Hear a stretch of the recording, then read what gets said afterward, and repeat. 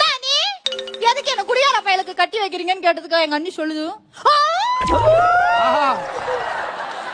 உங்க அண்ணன் மட்டும் ஒழுக்கமா சனிக்கிழமையான சாக்கடையில நாய் மைக்க ஈ மைக்க கடப்பாண்டியா அவன் 10 பேரை வச்சு நான் தூக்கிட்டு வீட்டுக்கு வரணும்.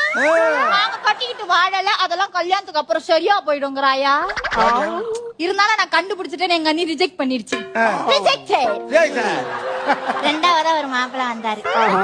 நானும் ஆசையா அப்படி வெக்கப்பட்டுக்கிட்டு எட்டி பார்த்தேன் பாருங்க. ஏமா அதெல்லாம் பண்ற? இதுங்க பொண்ணு பார்க்க வந்தா சும்மா இருக்குங்களா?